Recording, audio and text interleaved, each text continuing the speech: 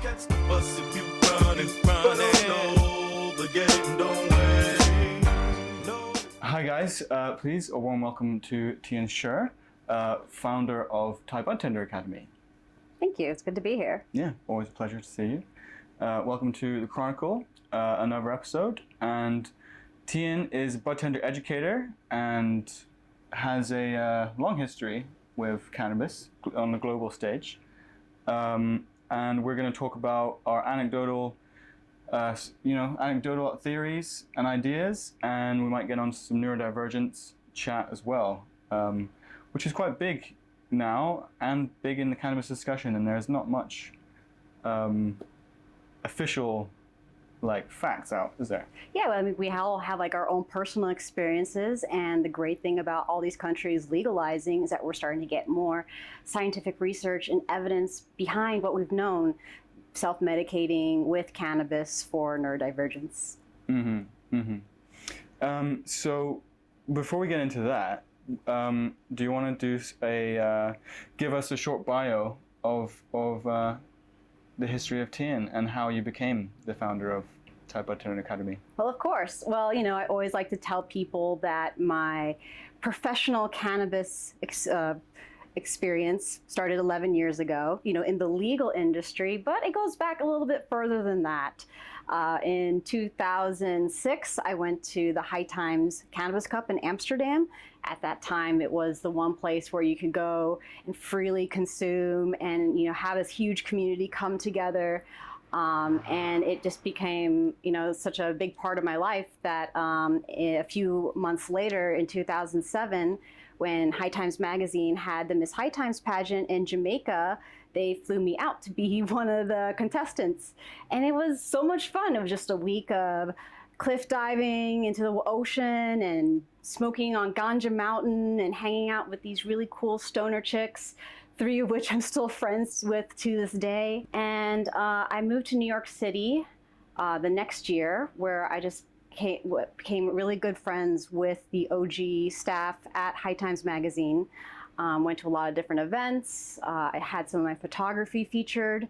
And then in 2013, I moved to Los Angeles. And at the time, I was going to university for nutrition, food science, and dietetics, because it's my belief that what we consume and we put in our bodies naturally can help optimize our health and help facilitate healing.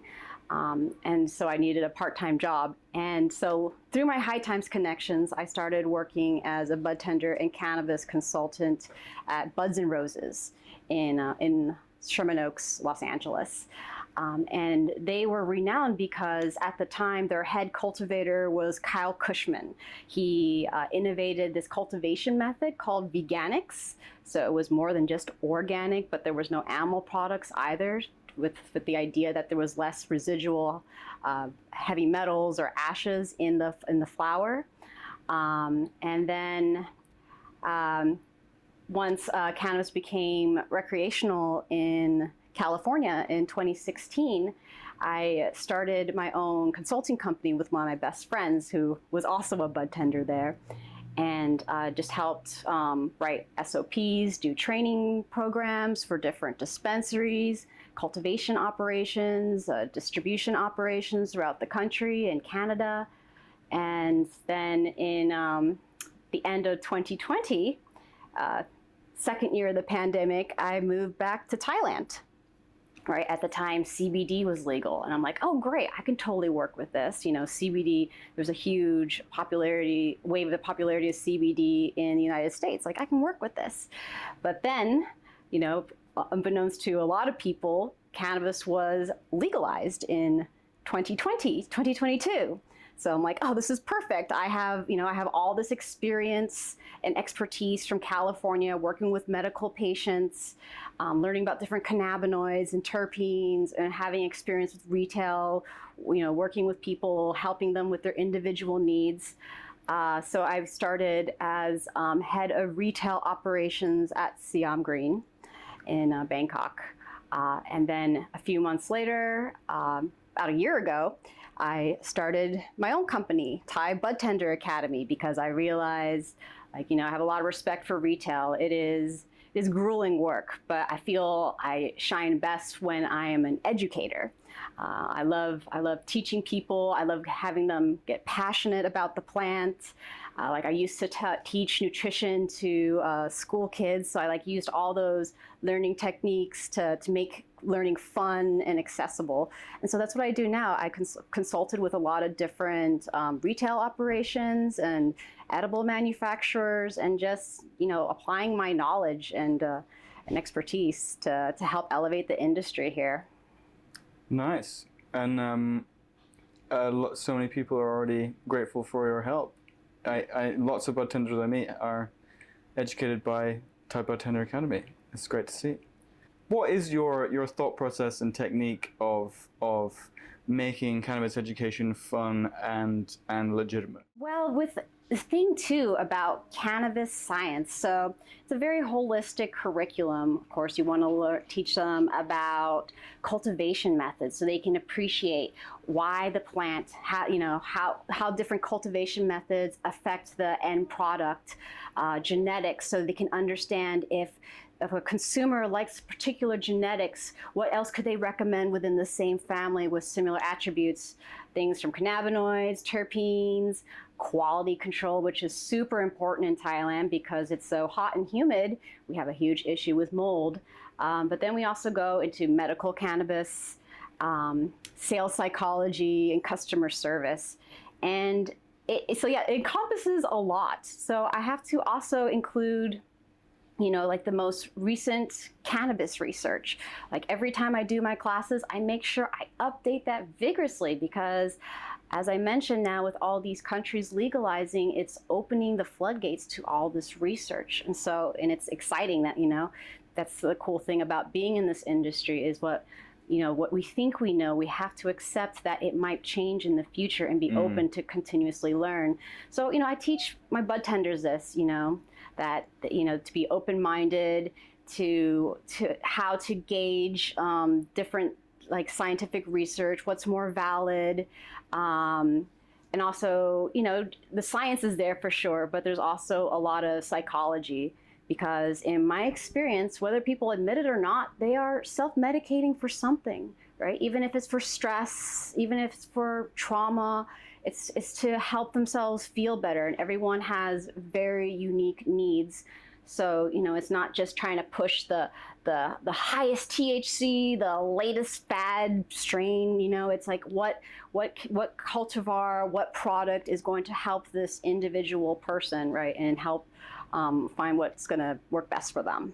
Yeah, and that kind of suggests that budtenders do have quite an important role in society. Even though it's technically in the realm of retail, it is so much more than that. And honestly, that's why it is really important that these budtenders have this education because they're working with a drug. Like the definition of a drug is something that physiologically or psychologically changes you, and that's cannabis. Let's be real about it.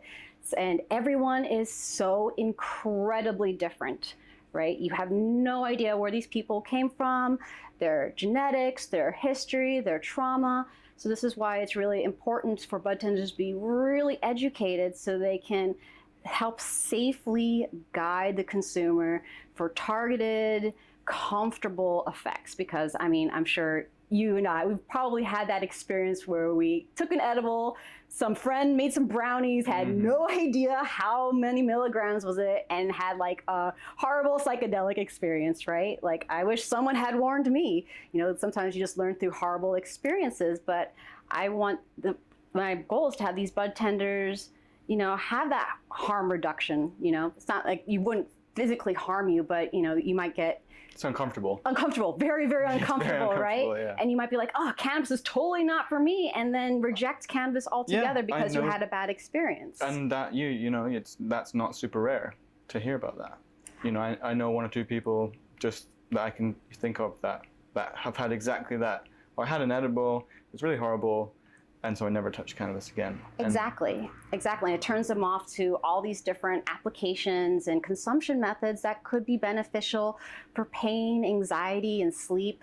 So yeah, that's why Again, these budtenders are so much more than bartenders, so much more than retail.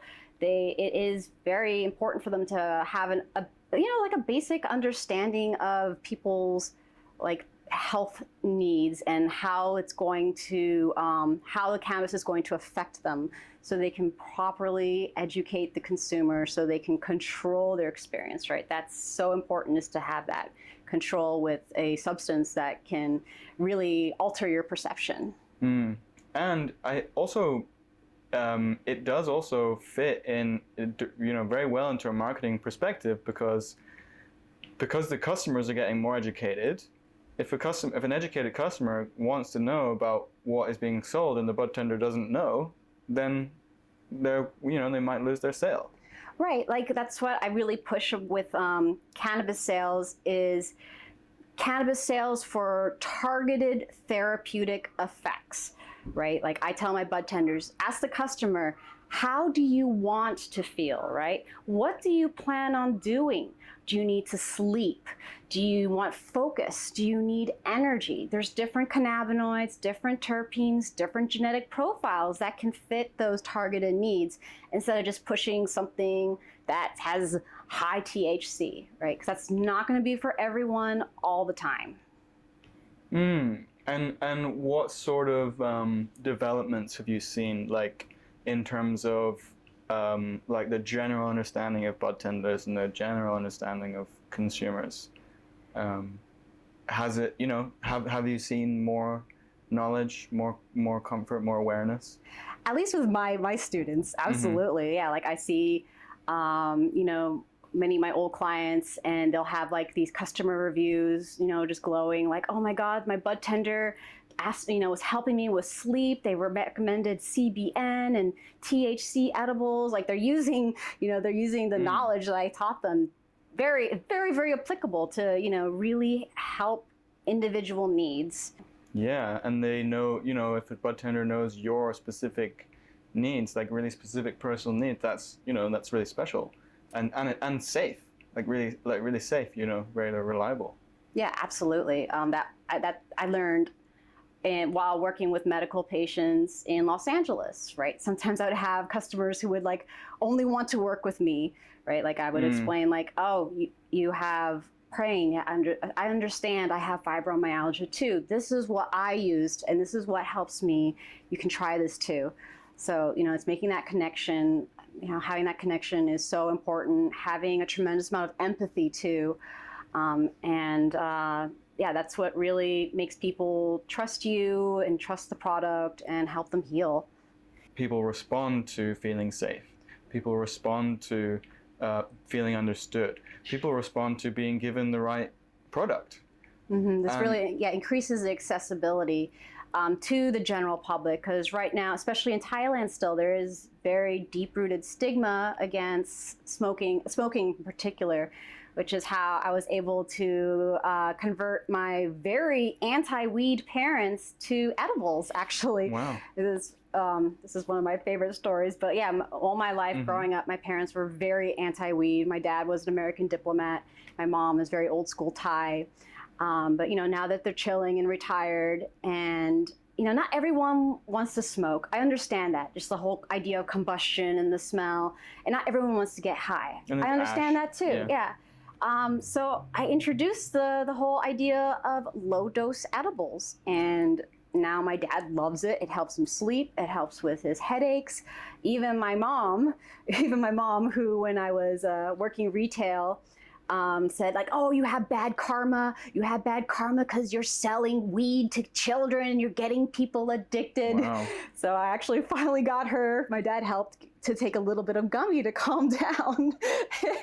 Get some perspective. Yeah, exactly. So this is how we, this is how we have to break the stigma, is to show that cannabis isn't just for heavy smokers. And no judgment towards those people too. People have different endocannabinoid needs, and they function, or they prefer different consumption methods.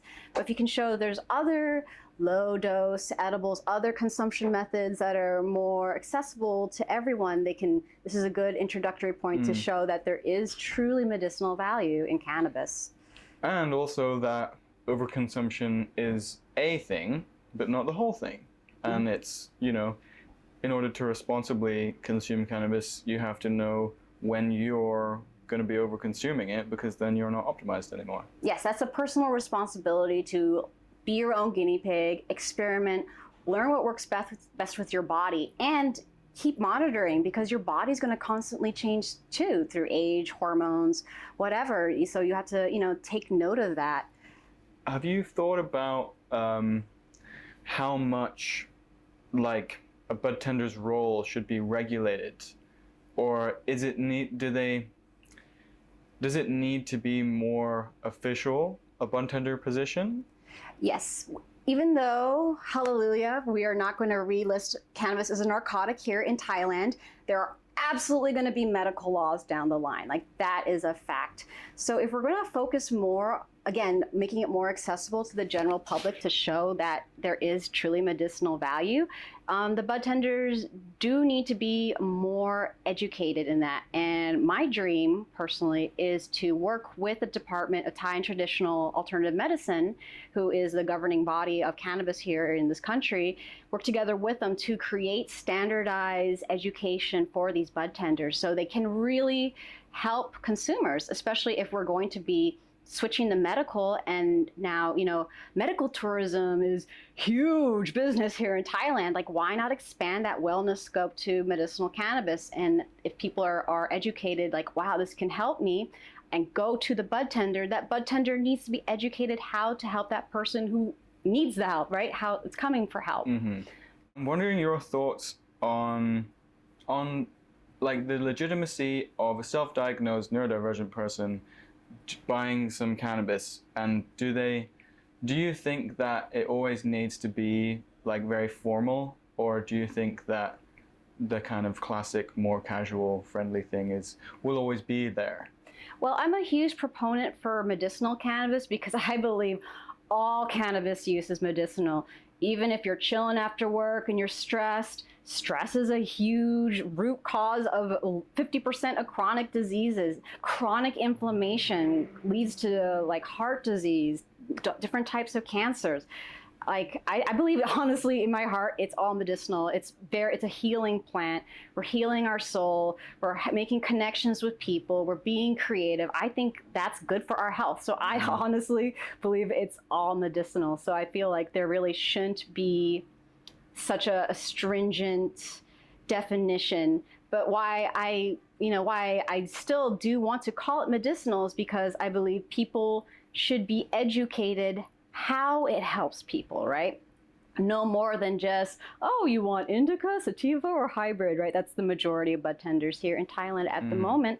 So I think, medicinal cannabis should not be limiting access to the medicine. It should be increasing access by having people know how to take care of these different issues instead of trying to figure it out on your own, because that's a lot of guesswork, that's a lot of money, that's a lot of maybe some uncomfortable experiences. But if you have someone who is a very educated budtender who understands how it can be medicinal, you can guide them a lot better and a lot faster to what they need for better health. A lot of people who use cannabis maybe they use cannabis habitually, and it's to just regulate their life, regulate their stress.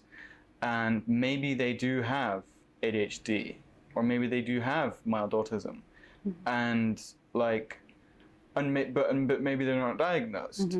So it feels like we're trying to create a space for people who have significant problems that they know, they understand, but maybe they just don't have the same diagnosis as a psychologist would, but they do know that they get overstimulated. They do know that they get socially anxious. They do know that they have trouble sleeping. Like, these are the real effects that may be caused by ADHD or something else. But it's like, if all they need to tell the budtender is, oh, I'm anxious and I need to sleep and I'm overstimulated. Absolutely, right. Just having the consumer present their issues, right? They don't have to be like, oh, I have this or they could, I was just diagnosed, or, oh, I have problems with anxiety, I have problems with sleep. And the bud tender, right, should be educated. Oh, you have anxiety? I'm not going to give you a really high THC strain, right?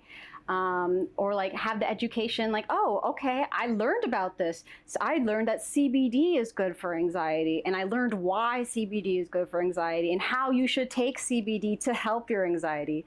That's the purpose of my classes. What's been coming up about the latest thoughts and research on neurodivergence and cannabis? Because I see a lot of people self-medicating for ADHD or autism, and there's a lot of arguments against it as well. I've heard people say, how dare you think that that's okay? And I'm like, well, it works for me and my friends, but what have you found? I mean, I have a lot of experience with neurodiversity personally, anecdotally, and through my research. And of course, we have to remember that neurodivergence it encompasses a lot of different things, right? So you have autism, ADHD, OCD, Tourette's. I'm sure I'm missing out a few, but basically it's just the idea. Is that a nerd? It counts. Oh, really? Yeah. Oh, interesting. Yeah. But yeah, basically it's just any divergence, right, from the norm, from the neurotypical. Most of my experience is from ADHD and autism. So in my personal experience, like I mentioned, I've been in the cannabis industry for a long time. I find a lot of cannabis users and entrepreneurs probably may have ADHD, right? Like all my guy friends who were like trappers and didn't do well in school, was always kind of rebelled against the system, but were able to hyper fixate on making money, growing great cannabis, and be really successful in that way.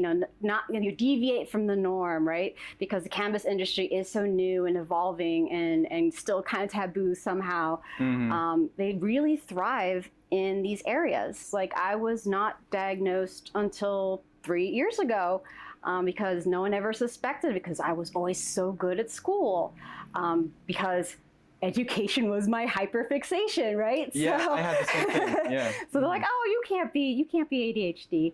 And then with the comorbidity of autism, actually it was funny. It was my second year of lockdown here in Thailand, and one of my good friends who won Miss High Times, in 2007, she became a autism advocate, and she just hits me up. She's like, hey, Tian, I think you have autism. I'm like, oh, okay, yeah. That makes sense. Because she's like listing out all the symptoms that I had like exhibited over our like years of knowing each other.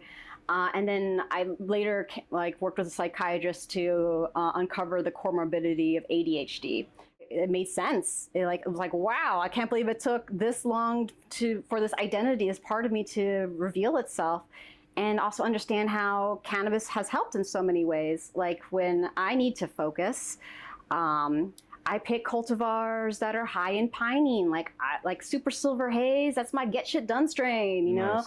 THCV, CBG, all these other cannabinoids that have been shown to help with ADHD. Actually, a year ago, I saw this company in California was formulating THCV and CBDV capsules, right? As for focus and energy.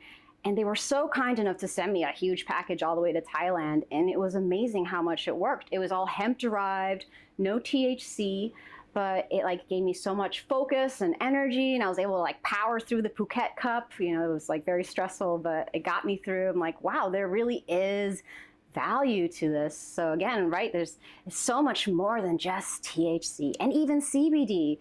We're starting to learn all these different cannabinoids. They all have their own properties, and now I'm meeting with growers who are focusing on genetics that are high in CBG, because CBG has so many other applications other than just focus and energy. But yeah, that's what we need. We need this access. We need this kind of open availability to researching all the potential for cannabis. Where do you see that going then? What would be your dream for society? My dream for society is to utilize these cannabinoids, right? Like if you don't believe in God, like what miracle is it that we evolved with this endocannabinoid system that syncs perfectly with these plant cannabinoids, and they balance us and they affect us and they improve our health? Like, why would we not want to explore that further? So yeah, like my huge thing is I want to break the stigma, especially here in Thailand. You know, I'm half Thai, my mom is Thai. I really want, cannabis has been used in Thai traditional medicine for like 1,000 years. I really want to break the stigma so society as a whole can really benefit from cannabis, because we have a problem with yaba, we have alcohol problems with tobacco, right? I think like cannabis can help heal that part of society. Have you heard any results so far? I think, yeah, there have been studies here in Thailand, but absolutely in the United States, reduction in opioid use, which, fentanyl is a huge problem over there. But reduction in tobacco use, definitely reduction in alcohol. Which is an interesting one because, for me personally anyway, I would self-medicate with alcohol in like the evenings to like decompress, to like de-stimulate, and to kind of take away some anxiety. But you always feel shitter in the morning, and it has more of a compound negative effect on your metabolism and mood and also ability to think and stuff. I found it's literal poison. It's toxic. It shrinks the brain.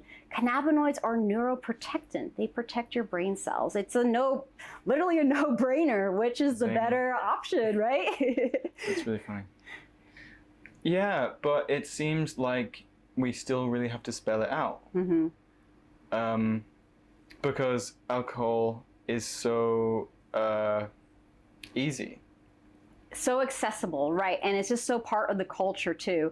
So again, this comes from breaking the stigma with education, but honestly, I think marketing can help too. Like in California, when we made cannabis recreational, there was a big marketing push to targeting those soccer moms, right? Instead of that glass of wine to unwind, why not an edible gummy, right? Like Chelsea Handler and Martha Stewart were like on the bandwagon, and just making it. People. Yeah, exactly. Athletes using it instead of opioid use. It just there definitely needs to be education, and changing the perspective that cannabis is just for stoners and getting high and being a nuisance. Like that's why I really believe in edibles too, because again, with smoking, it's not for everyone. Again, it's the combustion of something, and so there's smoke. It smells. Like that was a big problem here in Thailand. That has pushed Thai society to be anti-cannabis, is because, when cannabis was decriminalized here, we did have the law, right? Do not smoke in a public place. Do not be a public nuisance. But we had a lot of tourists who did not know or did not care and would just smoke up in front of people's homes and livelihoods. And for people who don't smoke, the smell is very offensive, right? And in Thailand, it's very important to be respectful of others. So that really emboldened the stigma here, unfortunately. So I always recommend that people, if you got to go somewhere public, take a gummy or just hang out in your friendly neighborhood lounge. Hang out in a lounge where you're safe and it's legal, and do some, buy some drinks and smoke some more weed, and encourage the business. Yeah, I just thought of a point as well about, just to bring us a little bit back to the ADHD, about how there's this stigma on lazy stoners, which is big and still a lot of people hold. And we mentioned that a lot of entrepreneurs have ADHD, and we've mentioned that a lot of ADHD people tend to self-medicate with cannabis. And if you put those together, it ends up with a lot of entrepreneurs smoke weed. And in my experience, that's really true. A lot of the entrepreneurs I know they use weed as a tool, as like a really powerful tool for them to focus and hyper focus, because if they have a lot going on and a lot of plates to spin, but they rely on their hyper focus to get shit done, they have to have it on demand. And having cannabis can create on-demand hyperfocus, which a lot of entrepreneurs I've met utilize. Of course, entrepreneurs, the way they operate is because they don't want to be limited to a structure, like someone else's structure, right? So they create their own, and that's that's very neurodivergence. That's neurodivergence, That's right? literally it, and yeah. it's the interesting thing about ADHD too, that I read something that ADHD was developed in humans thousands of years ago when we were hunter-gatherers, and it actually really benefited us because we were able to scan the horizon and then track prey for like miles and miles. And then when we switched to this agrarian society, we're like, okay, we're just going to settle down and grow crops. We kind of became the minority, and it kind of suffered within that construct of society. So that's the cool thing, about being an entrepreneur. That's why, I love having my own business, is that I can create my own structure. I can work with my own flows, and then I'll rest when I feel burnt out. You can work with your own schedule, listen to your body, appeal to your body's needs. And like, of course, as an entrepreneur, you're going to have to hustle harder, right? But it's your hyper focus, Yeah. It's your life, it's your livelihood. Yeah. So you put your passion and your focus and your energy into it. One of my favorite ways of thinking about neurodivergence is the novelty aspect is actually really important for society, because not having goofy behavior in a society would be really horrible and boring and lame and weird. Right. There'd be no art, there'd be no music. Exactly. Yeah, exactly. Yeah, so there is a physiological reason why cannabis does affect those with ADHD, and that is dopamine production. And so ADHD, they're still trying to figure out exactly what it is, if it's a deficiency in dopamine, a desensitivity to dopamine, but using cannabis does release dopamine, but lots of things do. Eating sugar eats dopamine. Scrolling through your phone releases dopamine, right? In this society, we have become very dopamine driven. So I will say this one thing. The one problem, though, is with constantly medicating is they call it hypodopaminergic adhodynia. Basically, it's a desensitivity to the dopamine, right? It's kind of like insulin resistance, when your insulin keeps spiking and spiking, right? And your cells are just desensitized, so they don't take up the glucose from your bloodstream, and so that leads to insulin resistance. It can also happen with your dopamine receptor. So you do have to be careful to not rely constantly on exterior triggers of dopamine, right? Because you want to make sure that your own brain can keep up and stay balanced and not become desensitized to this constant dopamine, because receptors become desensitized. And is that basically the sort of science behind when someone just smokes too much and their tolerance goes like too high? That's part of the reason. Tolerance, we still have to understand how ADHD corresponds to the endocannabinoid system. But yeah, it's not just the tolerance, it's just the fact that anything that gives you dopamine will eventually cause a desensitivity if you keep trying to push that dopamine button, like dump, yeah. Yeah. And do you not get desensitized if you like have a spectrum of things? If you have I think it is important to maintain dopamine homeostasis, right? Like I always tell my budtenders, with the endocannabinoid system, for example, it's all about homeostasis, which is balance in the body. And just as much as you can have way too little, you can have too much. And it just kind of disrupts the way that your body will normally function. Of course, this is highly variable. Everyone's very different. But me, for example, I had this point where I had to smoke like every hour just to do anything, right? Like, oh, I had to smoke, and I'm like, whoa, this is not sustainable. What's going on? So I've actually like laid way back on that, on smoking constantly, being selective with my cultivars, right? Like I mentioned, high pinene, CBG, THCV, using medicinal mushrooms too, right? Because that's not going to really affect or change your perspective, but help increase cognitive focus. And I felt like I was able to regulate myself again. So where I don't feel like I don't have to smoke every hour just to clean my house, right? Or do something or get work done. So, I mean, I believe there's a balance in everything. And I do believe cannabis is a medicine, but just like even vitamins, you can overdo it on vitamins. So it's just important, again, to understand your own body, constantly monitor how are you feeling, because you will change, your body will change. Like, oh, maybe this is too much, maybe I need to like lay back, and just work with yourself, be your own advocate, be your own guinea pig. Your own authority? Your own authority, right. Okay, so we've talked a lot about ADHD, and but of course it's also autism is also a big part of our journeys and cannabis. So what do you have some thoughts to share on that? Yeah, absolutely. So of course, autism spectrum disorder is exactly that, a spectrum, a really, really broad spectrum. So just from, while I was working in medical cannabis in Los Angeles, with Kyle Cushman, he created this cultivar named Joey's strain for this young autistic boy. His mother, Miko Hester Perez, has been a huge advocate about using cannabis for autistic children, which at the time was really a big thing because she was very open about it.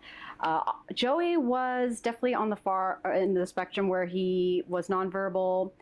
He had to use a wheelchair, and this Joey's strain, which was actually Alpha Dog, the cultivar Alpha Dog, was, to me, I was surprised. I thought it'd be high CBD, but it was actually very high THC. It was a ratio about 20 THC to 1 CBD, but they use it in very, very small amounts. But so this helped him eat. It helped him sleep. It helped helped him calm down during his aggressive outbursts. It helped him connect with his mother. How old was he at this time? He was, when he started, probably 16. Unfortunately, he passed away when he was 19 from Duchenne muscular dystrophy, which was very sad. But he was able to make such improvements that he won like the Barack Obama educational honors recognition for his improvements, cognitive improvements. And it really helped him. His mother is a total saint and advocate. She's still advocating to this day. But it was just such a surprise to me that it was high THC, which of course just shows just more evidence that there truly is medicinal value to THC.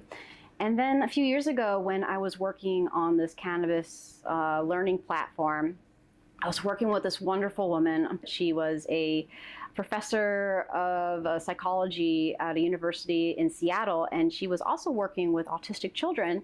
And she was talking about how it's actually THC is the cannabinoid that's best for treating those specific children with those symptoms. From what I've been reading and kind of looking into my own experience, it's this the intense internal reaction of something makes you really stressed, and not getting a perspective over it and only seeing this stressful perspective of it has has an effect on you, drains you.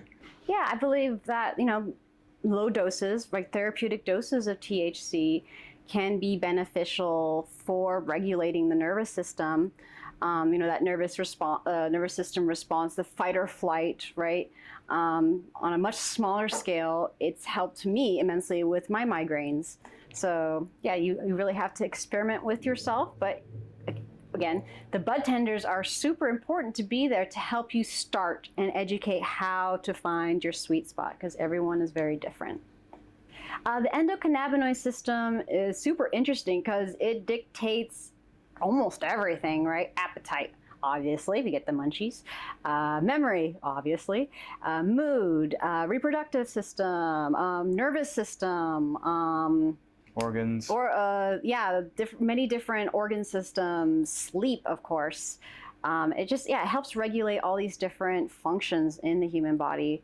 And it's just so fascinating how it directly works on the endocannabinoid system, and how the endocannabinoid system works within us. Like, I think it was only in the 80s that the endocannabinoid system was discovered. I mean, when I was going to university for nutrition and learning human anatomy, we never talked about the endocannabinoid system. Like, why are we not talking about these things? And it's like a lot of people don't have homeostasis. Right. Either through genetics or environment, or a combination of both. Modern day living in Bangkok, got crazy pollution. It can be a little bit stressful living in the city. People can be out of balance, and there's many different modalities to find this balance. Cannabis is just one of those tools, right? You can do meditation, nutrition, exercise, Therapy is a good one, right? Many different modalities that it can be utilized. And, it's repeating myself, but yeah, cannabis definitely falls under that wellness scope, which is why I will stand behind, it being medicinal. And I am first and foremost a cannabis patient. Same. This is sun-grown. I can't remember the strain. Might be Defunk. The funk, that's a greenhouse genetics. But lovely though, quite grassy, like, and smooth. Not like thick, earthy grassy, but more like flavorsome. You take edibles to sleep. And it's a lot more more in your body, right? With smoking, feels more here most of the time, but with 11-hydroxy THC, you just feel it throughout your body. It's great for pain. And with flower, it's so highly variable, because with edibles, you're only extracting the THC, which converts into 11-hydroxy THC. But with flower, you have a full spectrum of other cannabinoids and terpenes. The terpenes, of course, they dictate the effect of the cultivar. The THC just gets you high, but it's the terpenes that determine if it's like a sleepy high or energetic high or focused high. And terpenes are lost in the edible process. So it's just a completely different experience. Feels like it's just a matter of time before it gets normalized to a degree where it's integrated in society without much taboo. Right. Do you feel like that? I think it needs, like I talked about the California soccer moms. It needs a rebranding. Yeah. Right? Yeah, I think we can target these high-so folks, right? Like, alcohol, it gives you a hangover and has calories. Well, you can just have, you can smoke or have an edible instead, You can go to hyperspace, dude. Yeah. And just relax and, not feel sick. Yeah, because also, I guess it's my feed, but psychology is getting a bit more popular now. Like understanding terms, trauma, different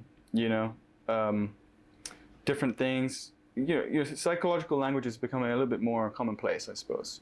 More people are going to therapy. And I think that maybe we use slightly different languages, or maybe stoners or people who have smoked weed normally use a slightly different terminology, or come from a slightly different perspective as clinical psychologists. But there is an overlap, isn't there? Yeah, I think people are becoming more aware. Yeah. More self-aware, which is important. Right, and that's actually what cannabis does to you. And like I was thinking the other day about the unpleasantness sometimes when cannabis is unpleasant and when it's pleasant, and like and the commonality between those, and it's like the commonality is that you're being self-aware. It's just that one point you really don't like what's going on in yourself, and the other one you do. Right. It's the same thing. It's different lenses. Or different. There's a different thing happening, so you don't like it. Yeah, and you're a different lens, so you don't like it. Yeah. Or something. Yeah. Or you know when you get you just start to second guess yourself or whatever. You're just repeating. You're still being self-aware, but you're just hyperfixating on a useless. It's self-flagellation. Yeah. Instead of like how beautiful everything is. Yeah, and like how like.